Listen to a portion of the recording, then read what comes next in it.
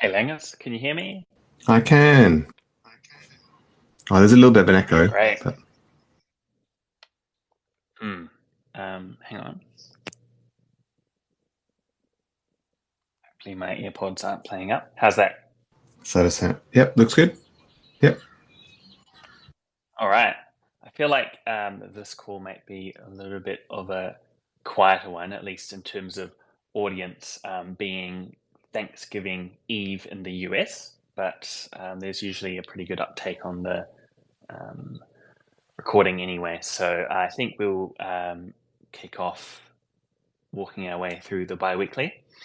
And if people are joining later on, they can always catch up.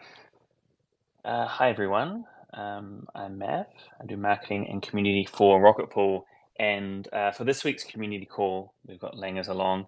And between the two of us, we're just going to chat about the bi-weekly update and a couple of the other events that are somewhat related going on in the crypto world over the past couple of days. It's been a very big week. Lots going on, and doesn't really show any signs of slowing down. So, um, yet again, a very interesting time. Um, we can kick things off with the protocol statistics, the three metrics that we track: rETH supply, the pending and active mini pool count, and node operator count, all up a little bit and around the 2% kind of region over the last 2 weeks. So good to see growth continuing to track there. Yeah, it's a nice little kind of growth bump there. Considering the last kind of like few were a bit stagnant.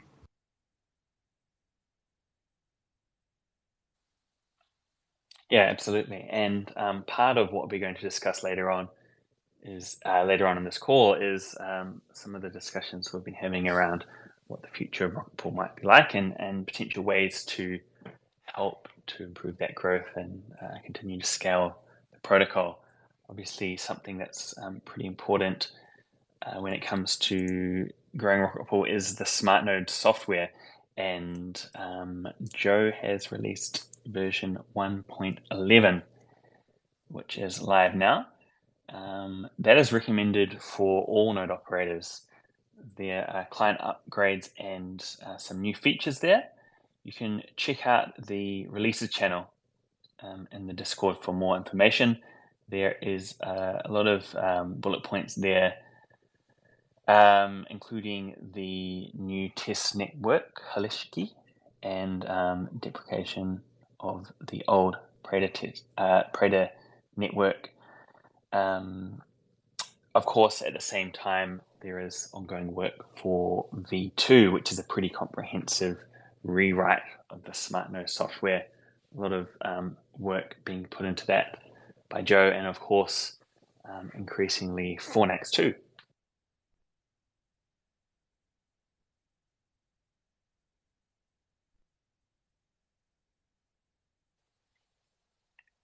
All right. So in terms of R&D, a few significant items in the past couple of weeks. Obviously, for some of us, not long back from Istanbul, but still a lot going on in the world of Rocket Pool.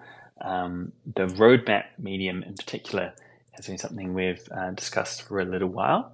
And if you've had a read on Medium, you'll see that it is a pretty comprehensive document. There is a bit of a look back over the past year or so. This was published on the 2-year anniversary of the mainnet release back in November 2021. So, yeah, good to kind of look back on the year or the 12 months that was, especially, might be especially interesting for people who've joined the protocol in the last few months. How much, if any, contribution did you make to this article, Langers, or was it entirely a Dave affair? I think because I initially did a draft, but I think Dave did his thing anyway. So no, I think that it was basically it was basically Dave doing that. It was pretty good. I mean, he puts out a pretty good article. So Yeah, for sure. And of course, most importantly, at the end, we have 99 Dave points, which is a pretty generous allocation. I think I recall hearing some people say that they've been counting up their points for many years. I don't know if they're going to be liquid at any point, but maybe where for ad. when Dave points airdrop.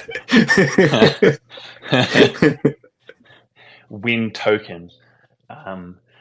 Considering what's been going on in the wider crypto world lately, I feel like that would not be the strangest thing I've seen this week, not by a long shot. But yeah, to clarify, we're just joking.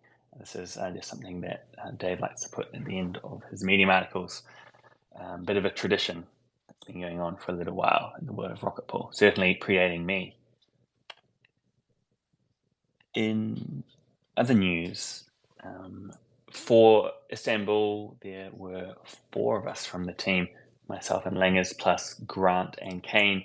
And by kind of splitting up a little bit more than we otherwise would, it ensured that audits could get underway for Houston.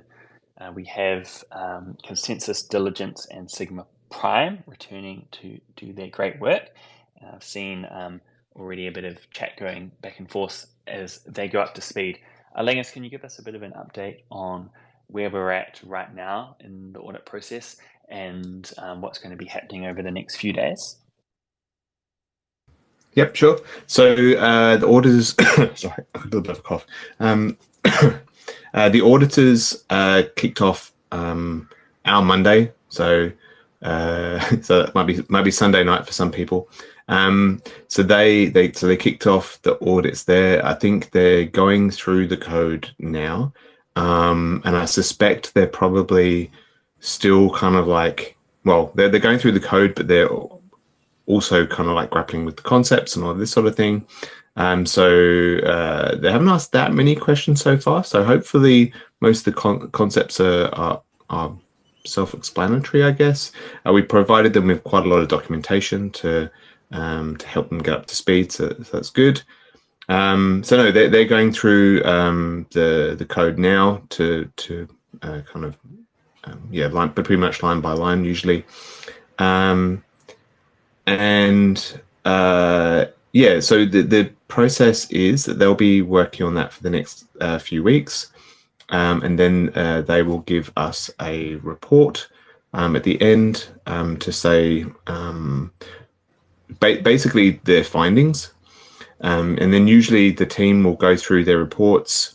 Actually, we have two. As I said, we do have 2 auditors running in parallel at the moment. We have Consensus Diligence and Sigma Prime. They will both issue us reports. We'll go through the findings and we will triage them and start going through and doing fixes. Once we've done all of the fixes, we'll send that back to the auditors, and then they will do like a fix check. So basically, just to confirm that we've fixed those issues. So that's pretty much how it works. I think from there, we will then proceed into kind of like beta testing and all that sort of stuff, but we'll kind of wait until the audits are done. Actually, sorry, there is another audit. There is another audit in early January as well. So once we've done the fix checks for these 2 audits, it'll actually go for a 3rd audit, which will again be another couple of weeks. But in that meantime, we'll probably do like some alpha testing to make sure that and try and get some community feedback on the code. So and then that 3rd audit will go through the same process. They'll give us a report, we'll do the fix checks, and then we'll go live. I mean, we there are a couple of reasons why we included a 3rd audit. A, we take security very, very seriously. B, this stuff is quite complicated. It's quite complex and kind of like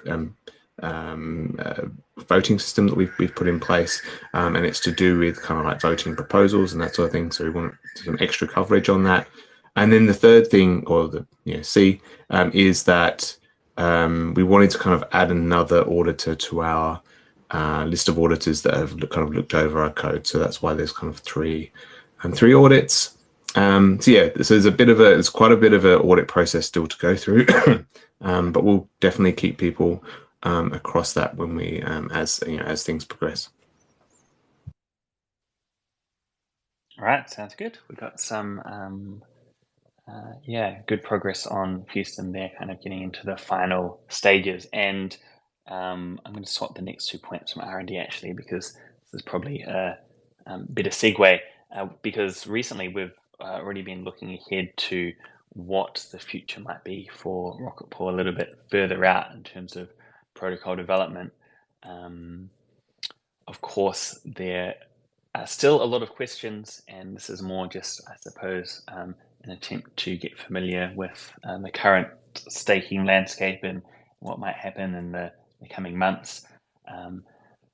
I'm not sure how much we can share at this point, Langers, in terms of what we were chatting about on the previous stand-up, but it is certainly something that we keep an eye on, something that I've said a few times in December to various people is that, of course, when it comes to liquid staking, it's a bit like hitting a moving target because Ethereum itself and the proof of stake system is continuing to evolve. So what we have to work with right now may not be the case in 6 months, which makes things very fun indeed.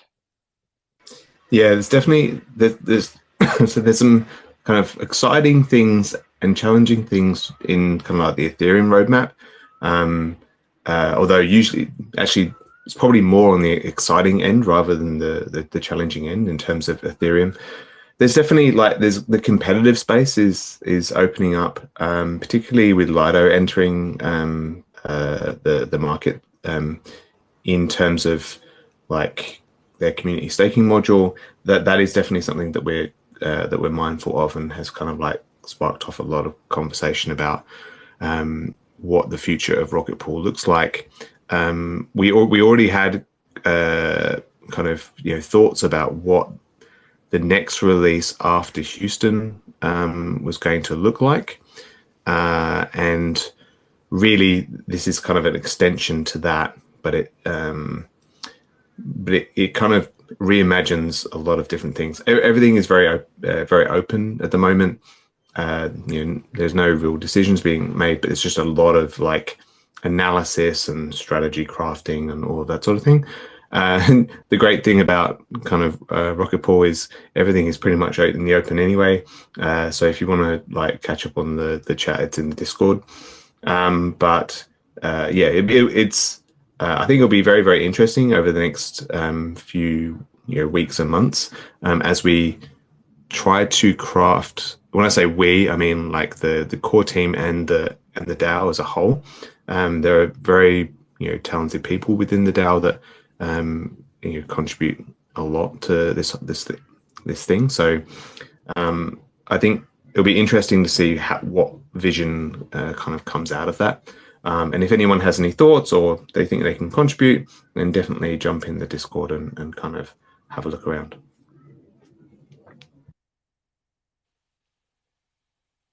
Okay, and then another kind of big thing was the new website, which had been worked at off and on over the past few months.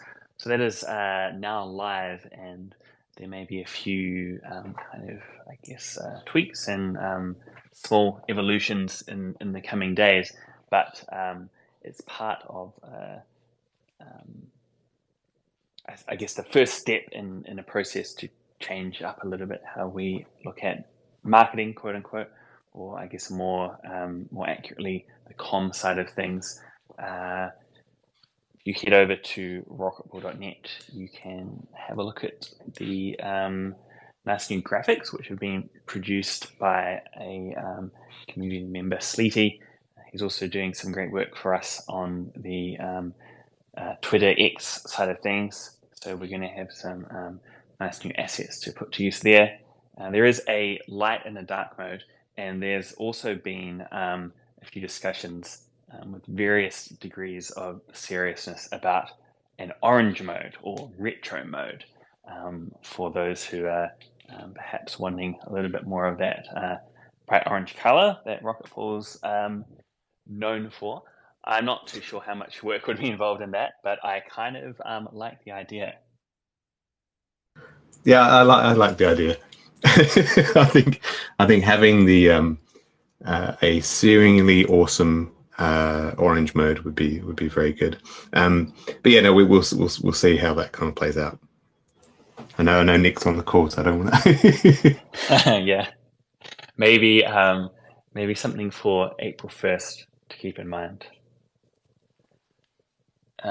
Anyway, okay, so next up we have governance, and this kind of continues a bit of a trend of pretty active governance scene for Rocket Pool, which is a little bit unique compared to some of the other protocols or DAOs out there. There's always a lot to cover. And starting off, there have been a few polls. First of all, we've got a group of 4 here on various RPIPs in no particular order. The RPL price submissions, on-chain PDAO replacement, RPL withdrawal address, and the stake ETH on behalf. If you haven't seen these already, there's already been a lot of discussion back and forth over a period of weeks and months on these topics. But if you haven't thrown a vote in there, head along to the DAO Governance Forum and have your say.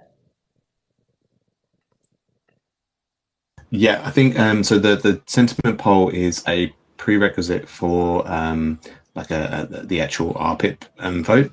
So they'll be coming soon after that, as long as as long as we get a positive sentiment, and then we can kind of like move to voting it with the PDAO itself. So yeah, that's exciting. Nice.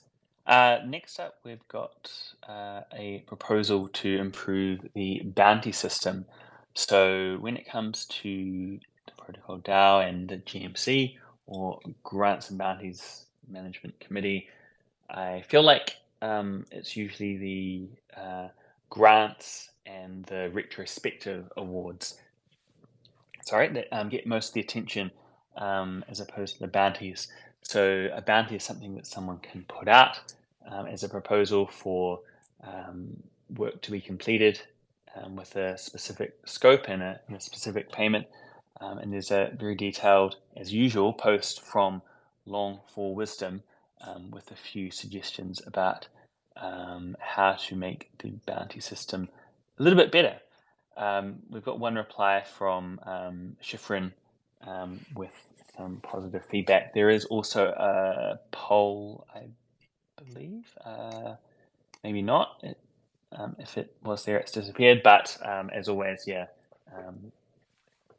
if you haven't had a look and provided feedback, that might be something that you want to do, especially if you're interested in how the GMC side of things continues to add value to the protocol.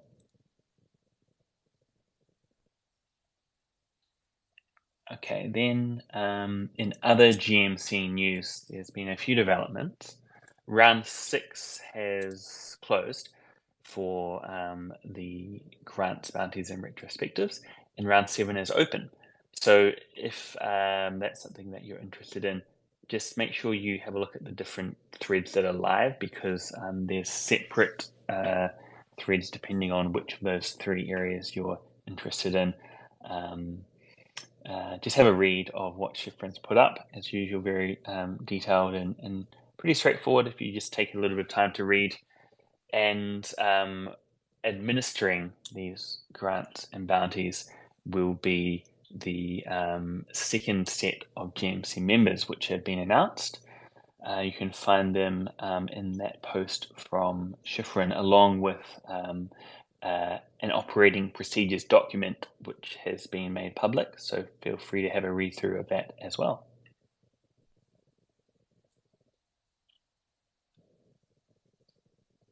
And another couple of governance topics. One from MISO Finance. So this is a protocol that's been building on top or integrating RPL and rETH into what they do quite significantly for some time now, months, if not perhaps coming up to a year. I think they've been really engaged with the Rocket Pool community. They proposed in the DAO Governance Forum the Rocket Pool Loan Marketplace. It helps to connect borrowers and lenders with shared interests. So you may be aware of I think the whale matchmaking service is the quote unquote official name of it, or attempts to match up, in this case, RPL, supply and demand. Some people may have RPL and not able to put it to use running nodes. And similarly, there may be people with ETH and the intent to run nodes, but no RPL. This has to date been somewhat of a more ad hoc process. And the proposal here from Mizo Finance is to create something a little bit more structured. It is a pretty comprehensive proposal, and there is a poll at the bottom, which so far is suggesting there is a little bit of interest. That's another good one. Head over to the governance forum and have a look there. Could potentially provide a bit of a boost to the ability of Rocket Pool to scale. Finally, we have the latest round of the various PDAO reports and budgets, which are available if you want to have a read through. And that concludes the governance section. We do have a few integrations as well over the past couple of weeks. First up is Moonwell, which is a lending platform on Base, Coinbase's L2, and they now support rETH. So if you have rETH on Base, rETH was one of the first liquid staking tokens, or really one of the first tokens at all, to be supported in terms of bridging back and forth between Ethereum mainnet and Base, along with, as you would expect, Coinbase's own cbETH. So if you do have rETH over there, maybe you've bridged it across, maybe you have swapped ETH for rETH over on Base. It's a new opportunity to lend and borrow rETH. We've also had a bit of action in the Yearn ecosystem again. You may recall from a little while ago, there is a liquid staking token index called yETH that Yearn manages, and there is a bit of a process to get included into this index. The IMC was approached a little while ago about this. To date, rETH hasn't been included. It is a bit of a two-step process. So first of all, there's a kind of an admin fee to go into consideration, and then it moves on to a period of voting within the Yearn governance ecosystem. In this case, we've had a member of the Yearn ecosystem for the second time paying that admin fee to get rETH put into consideration. So the voting, as I understand, starts pretty soon, in an hour or so, maybe less. It could be live already, but potentially that could result in rETH being added. Interesting to see the way that has gone, with a kind of independent, I suppose, third party putting RPL up and paying to do so for consideration, separate to the IMC. So maybe second time lucky. We'll see what happens.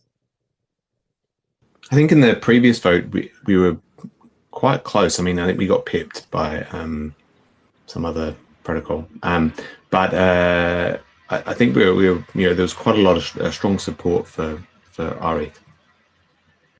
Yeah, definitely very strong support. If I recall correctly, there was a kind of significant payment that came through from another protocol to kind of boost their asset. At this stage, my understanding from the IMC is that they're not looking to kind of allocate from their budget to do something similar. So that could be, again, what it comes down to. But yeah, definitely very strong organic support from rETH, as you would expect. something that has been bubbling away for quite a while behind the scenes is rETH's inclusion um, in Compound. This is something that Grant has been working at over the past couple months or so, and the Compound governance finally passed the proposal that rETH can be used as collateral. So that is something that has been talked about for a little while, and finally good to see that available now alongside I believe two other liquid staking tokens, wrapped stake and CB. If you're Yeah, curious, there was quite a lot that went into that. um, it's good. I'm glad that we kind of managed to get that out there.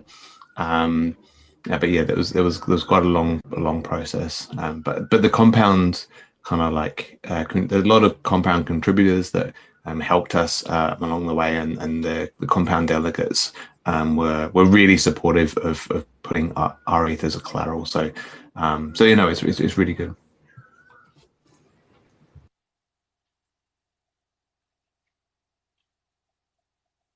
next up we have another index token, DSETH from Index Coop. So this is an integration that's been around for a little while. DSETH is comprised of a few different assets, and rETH is the largest component, which is cool to see. They've made a change to the product, removing the fee that previously existed. So this DSETH now is free of fees on the Index Coop side. If this does lead to increased adoption, that should flow through to increased demand for DSETH and in turn rETH, which is great to see from Index Coop. Then we have Nocturne, which is an interesting one. Maybe arguably more of a media and marketing than an integration, but they did share a tweet talking about the integration of liquid staking into their protocol. So Nocturne is a privacy protocol for Ethereum. I believe, Lang, is this something that Vitalik has talked about or written about at some point? Yeah. So yeah, we were introduced to Nocturne from Vitalik. So yes, so I don't know whether he's an investor as well, but he definitely likes their technology, and so he's keen to kind of like get them established. But yeah, no, it's good. It's good that rETH has been included in that. It definitely gives kind of options to people to maintain privacy and that sort of thing. Yeah, so it looks like not only are they planning to include Rocket Pool, but they've chosen rETH as the feature in this tweet, which is cool to see. And then finally, Notional Finance have a V3 release on Arbitrum, and they've composed a thread to highlight some of the opportunities if you hold rETH over on that L2. A couple of examples include fixed rate lending, so you could lend out your rETH and earn additional return on top of the rETH rewards. Also, an opportunity to provide liquidity or leveraged liquidity. Of course, when it comes to something like this, or DeFi in general, it's always important to make sure you understand the risks and what exactly is involved in these strategies. But yeah, a few options there. I have seen a bit of interest in terms of rETH being used on Arbitrum. And of course, Arbitrum in general is a pretty popular L2 these days. So great support there from Notional Finance. With that, we're on to media and marketing. So Today in DeFi is as the name suggests, a DeFi media company. They ran into them in Istanbul, had a bit of a chat, and as one of their last week in DeFi recaps, they've included a little mention there of the Houston upgrade, referring to Dave's Medium announcement. A little bit of other media coverage, and indeed even more so since the biweekly was published. But there were a couple of pieces that went out. One featuring the pretty rapid TVL growth that's happened for Rocket Pool, and the unusual, albeit temporary, high trading volume for rETH that came out of the Prisma integration. If you're tracking the price of rETH, you may have seen it spike up a little bit into the premium zone for a little while. As we understand it, that was primarily due to demand for people wanting to acquire rETH and use it within Prisma, which is an integration that was mentioned in a previous biweekly. As part of that, there was actually a Defiant News article about rETH. So tend to get some pretty good coverage now and again from the Defiant. They do some great work covering the world of DeFi. There was some other content. One of the themes out there on Twitter/X is speculation, emphasis on that word, around potential Ethereum ETF filings. So whenever Ethereum is mentioned, usually staking is something that comes to mind, liquid staking.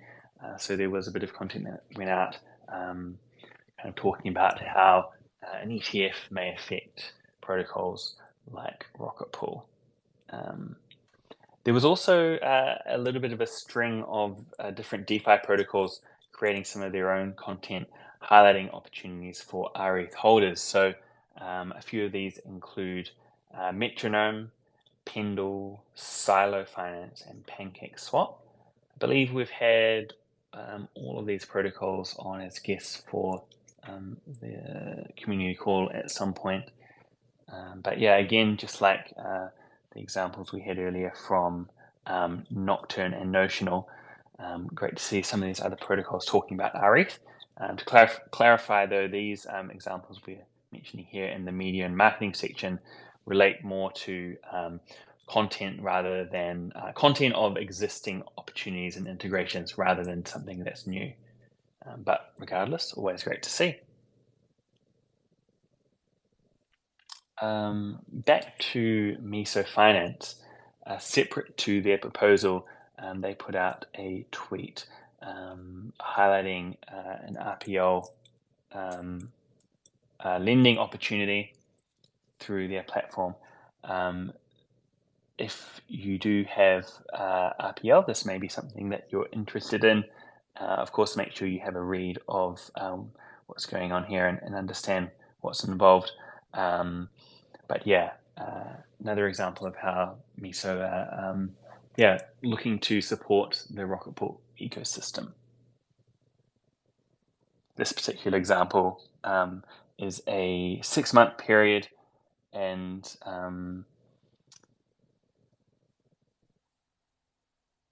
if you're interested, they're suggesting you either reply to the Twitter thread or ping them on Discord. You can probably reach them via the Rocket Pool Discord as well. I know they tend to hang out there from time to time. Of course, we've already referenced Istanbul, but Dave and Nick were also briefly on site in Melbourne for Oz CryptoCon, representing Rocket Pool there. If you're wanting a debrief of Istanbul, we covered it in the previous community call, so there's a link there through to X where you can listen to the recording. And then finally, the RPL token has yet another exchange listing, but if you are going to